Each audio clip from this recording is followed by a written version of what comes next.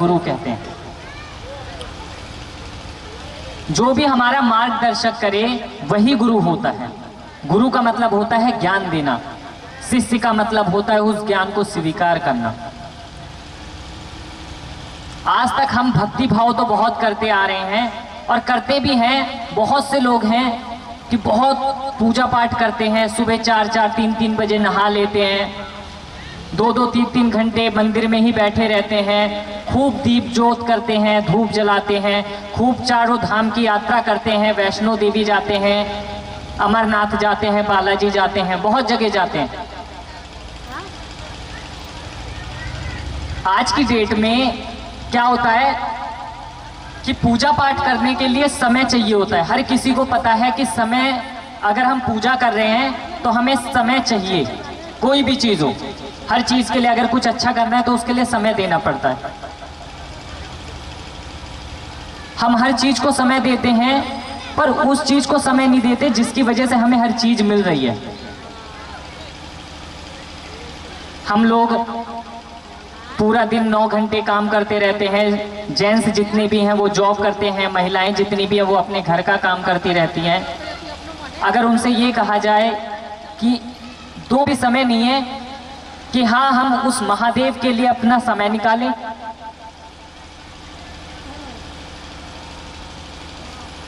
अगर हम 9 घंटे काम कर रहे हैं तो 9 घंटे में मैं मानता हूं कि अगर किसी को कोई दुख भी होता होगा ना तो कुछ याद करे ना करे उस भगवान को जरूर याद करता है। क्यों करता है? क्या मतलब है? तेरे पास 2 मिनट समय नहीं है उस भगवान को देने के लिए, लेकिन तुझे हर चीज चाहिए, लेकिन हम कुछ नहीं करना चाहते, सिर्फ हमें चाहिए। तो क्या उस भगवान को किसी चीज की हमारे से तमन्ना नहीं होती होगी? पर हम तो कहते हैं कि हमारे पास समय नहीं है।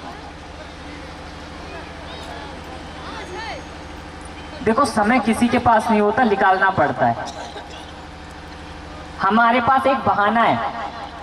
शादी ब्याह होती है किसी के यहाँ तो कैसे चले जाते हैं, टाइम निकालते हैं, चले जाते हैं। उसमें ये होता है कि अरे हमारे रिश्तेदारी में शादी है, हमारी इज्जत की बात है। तो मैं मानता हूं कि अगर वो इज्जत की बात है तो क्या ये इज्जत की बात नहीं है कि किसी भी जगह भगवान स्वरूप की कोई भी बात हो रही है, हमारे कानों तक आ रही है और फिर भी हम नहीं जा रहे हैं? इससे बड़ा पाप और कैसा होगा? तो मैं सभी से हाथ जोड़ के निवेदन करता हूं कि इस माइक की आवाज जहां तक भी जा रही है, एक बार आप आके देखिए कि यहां पे हो क्या रहा है। होगी ना? अगर आप सोचो कि आपने किसी पौधे में एक दिन जल दे दिया तो एक दिन में बड़ा हो जाएगा? किसी कीमत पे नहीं हो सकता। चाहे आप पूरे उस पेड़ को ले जाके समुद्र के बीच में भी रख दोगे ना और 24 घंटे या 365 दिन वो पानी के अंदर भी रहेगा। एक दिन के लिए रख दो समुद्र के बीचों बीच 24 घंटे, तब भी वो बड़ा नहीं हो सकता। क्यों? क्योंकि उसकी प्रक्रिया है। उस पौधे को बड़ा करने के लिए उसको प्रतिदिन पानी देना पड़ेगा नियम से, तब जाके वो पेड़ बड़ा होता है। तो जब हम मानते हैं कि एक दिन शिवरात्रि को जल चढ़ाते हैं तब हमारी इतनी मनोकामना पूरी होती है, तो क्या हम रोज अगर उस ईश्वर को याद करेंगे तो क्या रोज हमें नहीं मिल सकता जो चीज हम मांगते हैं? मिल सकता है, पर हम करेंगे नहीं। हमें पता है, हर चीज पता है, लेकिन हम करेंगे नहीं। जब बात आती है पैसों की तो हर इंसान अक्लमंद हो जाता है, लेकिन जब बात आती है उस ईश्वर की तो हर कोई अज्ञान बन जाता है। क्यों? कई करोड़ का भी अगर कई अरब अगर पैसा भी रखा है तो इंसान आराम से हिसाब लगा लेगा, लेकिन अपने 9 घंटे में करा हुआ कर्म का एक बार मिनट भी हिसाब नहीं लगाता कि कितना उसने अच्छा करा है और कितना बुरा करा है।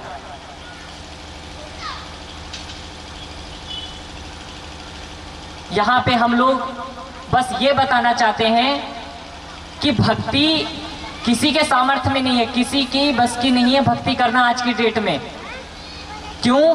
क्योंकि भक्ति क्या, मुझे एक भी ऐसा इंसान दिखा दो जो ये कहता हो कि मैं कभी झूठ नहीं बोलता। भक्ति का मतलब होता है झूठ ना बोलना,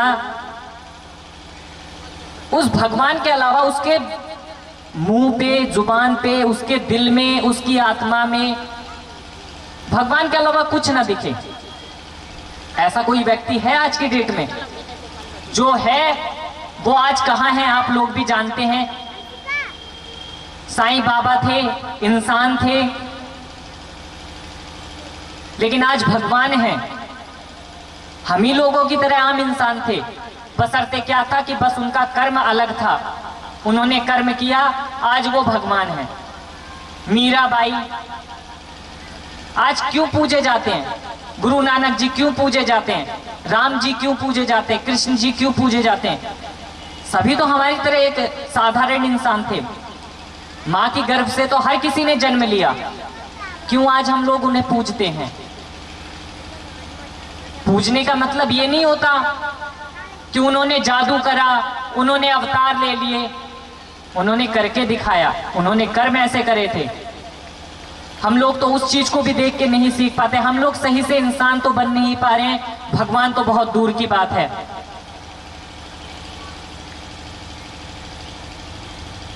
इतनी पूजा पाठ करते हुए भी आज भी हमारे मन में यही होता है। अभी मैंने देखा है कि सुबह सुबह अगर आप मंदिर जाते हो और चप्पल पहन के जाते हो तो मंदिर के बाहर ही चप्पल निकाल देते हैं। क्यों? क्योंकि हम उस परमात्मा की इज्जत करते हैं, उस मंदिर की भी इज्जत करते हैं। लेकिन इज्जत तो हम मंदिर की कर रहे हैं, उस भगवान की कर रहे हैं। क्या अपने मन में हमने इज्जत रखी है उस भगवान की? चप्पल उतार के जा रहे हैं, पूजा करने के लिए ले जाते हैं, पूरा 1 पैकेट धूप जला देते हैं, 250 ग्राम घी जला देते हैं, लेकिन हमारा मन नहीं शांत होता है। तो आप को मैं एक बात बता दूं, अगर भगवान धूप से, अगरबत्ती से, घी से खुश होता तो शायद जिनके घर में, जिन्होंने कंपनियां लगा रखी है इतनी बड़ी बड़ी, भगवान उनके घर में ही बैठा होता। अगर भगवान इन चीजों से खुश होता, अगर भगवान 24 घंटे पूजा करने से खुश होता तो शायद हर जितने भी मंदिर के पंडित हैं उन्हीं के घर में भगवान होता, फिर किसी मंदिर में नहीं होता, फिर हम गली गली ये कीर्तन भजन न कर रहे होते। अगर भगवान 24 घंटे पूजा करने की वजह से होता तो पंडित से ज्यादा कौन पूजा करता है? 24 घंटे वो मंदिर में ही रहता है, तो इसका मतलब तो भगवान उसके घर में होना चाहिए ना। पर उसे भी पैसे, उसे भी दुख है। क्यों? क्योंकि वो बेशक रहता तो है, लेकिन उसके दिल में भगवान नहीं आते हैं। उसके दिल में आती है तो माया आती है। वो कभी भी हवन भी करवाने जाएगा, पूजा पाठ करवाने जाएगा, वो पहले पैसे रखवाएगा, पूजा तो बाद में करवाएगा। तो भक्ति हमारे बस की नहीं है, हम लोग भक्ति नहीं कर सकते, हमें ज्ञान ही नहीं है, हम सही से इंसान बन नहीं पा रहे हैं। भक्ति करेंगे, टाइम है नहीं, 2 मिनट का समय नहीं निकल रहा और 24 घंटे की हम बात करते हैं। हर किसी को पता है कि भगवान के अलावा इस पूरे संसार में सब चीज बेकार है, फिर भी हम लगे पड़े हैं। मेरा बेटा है, मेरी बेटी है, मेरा घर है, मेरी गाड़ी है, मेरा पैसा है, मेरी नौकरी है, किस चीज के पीछे हैं हम? देखो हर चीज जरूरी भी है। अब हम इस कलयुग में आए हैं और कलयुग है माया की नगरी, हर चीज जरूरी है। लेकिन मैं मानता हूं कि अगर हर चीज जरूरी है तो वो महादेव भी जरूरी है। बिना उसकी कृपा के, बिना उसके सहारे के हम कुछ नहीं कर सकते। मेरी मम्मी बहुत टाइम से बीमार है, मिनिमम 10 या 12 साल हो गया।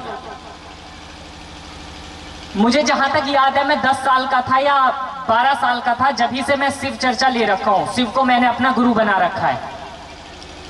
जब मैं छोटा था तब तो मुझे पता ही नहीं कि वो है क्या चीज, बस इतना पता है हाँ भगवान जी हैं और अच्छे हैं, भगवान जो हैं अच्छे हैं, बस इतना पता था। शिव चर्चा ले लिया, नियम कर रहे हैं, 3 सूत्र बताए हुए हैं जो गुरु भाई ने, उनके दिए हुए 3 सूत्र कर रहे हैं। छोटे थे, कुछ नहीं पता, बस मम्मी पापा को जैसे करते हुए देखा वैसे करते आ रहे हैं। आज पता चला कि वो महादेव दुख को नहीं काटता, वो शक्ति प्रदान करता है। मैं आपको एक सच बात बताता हूं कि शिव गुरु को गुरु बनाने के बाद दुख नहीं कटते बल्कि हिम्मत आती है। चाहे वो दुख हो, चाहे वो सुख हो, चाहे अंधेरा हो, चाहे उजाला हो, चाहे आप चल पा रहे हो ना चल पा रहे हो, लेकिन एक शक्ति प्रदान करता है और उस शक्ति से आप दुनिया की किसी भी ताकत से लड़ सकते हो। आपको किसी और सहारे की जरूरत नहीं है। उस गुरु नाम का ही नाम एक ऐसा है कि जिसके सहारे से आप दुनिया के अंदर भी अकेले भी हो ना खड़े, तो आप ये कह सकते हो कि मैं दुनिया का सबसे ताकतवर इंसान हूं। क्यों? क्योंकि मेरे पीछे उस महादेव का हाथ है। इस संसार का जो सबसे ताकतवर इंसान है वो मेरे साथ है। आपको पता है कि सबसे बड़ा दुनिया के अंदर सबसे बड़ा आतंकवादी दाऊद, उसको ओसामा बिन लादेन को माना जाता था, वो आतंकवादी था। दुनिया उससे कांपती थी, सारे देश उससे डरता था, लेकिन उसका क्या हुआ? हमारी तरह वो भी अनाज खाता था, बस खौफ फैला रखा था, गलत काम। शायद आज अगर वो इतने गलत काम ना करता, कुछ अच्छे काम करता, तो शायद मरने के बाद भी आज उसकी मूर्तियां बनी होती, आज घर घर में उसकी पूजा होती। तो कहा है ना कि जैसा कर्म करोगे ऐसा ही फल मिलेगा।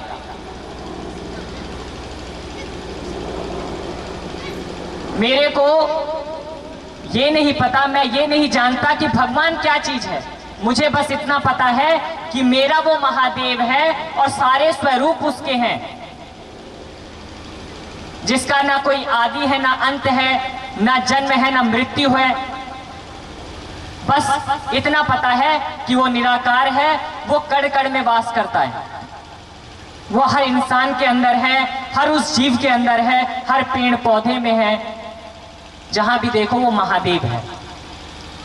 आप सबको पता ही है कि सभी देवों के देव जो हैं, जितने भी देव हैं, सभी के गुरु जो है बृहस्पति जी हैं, और सभी राक्षसों के जितने भी राक्षस हैं उन सभी के शुक्राचार्य जी हैं, लेकिन उन लोगों के भी गुरु महादेव हैं। एक बात बताइए, वो लोग भी तो भगवान हैं, फिर उन्हें गुरु की आवश्यकता क्यों है? तो गुरु की आवश्यकता हर किसी को है, क्योंकि अगर हमारा कल्याण होगा तो उस गुरु से ही होगा, अदरवाइज नहीं हो सकता, हम चाहे कितने भी ज्ञानी बन जाएं। आपको कुछ नहीं करना है, जो हमारे बताए गए 3 सूत्र है जो गुरु भाई ने हमें दिए हैं, वो है, पहला सूत्र है 108 बार नमः शिवाय का जाप करना है। नमः शिवाय का जाप कोई इतना भारी नहीं है, मुंह से निकलता ही रहता है। गाली की जगह मैं तो कहता हूं कि गाली देना हो या किसी से कुछ भी कहना हो तो उसकी जगह आप नमः शिवाय बोलो तो बहुत अच्छा है। गाली देना ना बहुत आसान लगता है लोगों को, गुस्सा आता है सबसे पहले मुंह पे गाली आ जाती है, कुछ भी उल्टा सीधा वर्ड आ जाता है। क्यों? क्योंकि हमने प्रवृत्ति अपनी ऐसी बना रखी है, ऐसी सोच बना रखी है, इस वजह से।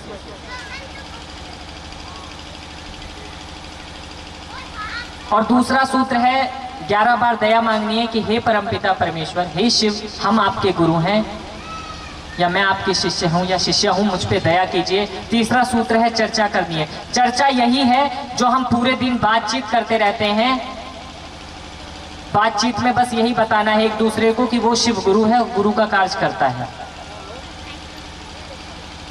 मैं आप सबको एक चीज बोलूंगा कि उस परमपिता परमेश्वर को विश्वास नहीं तो अंधविश्वास में एक बार मान के देखिए, वो तब भी परिणाम देगा।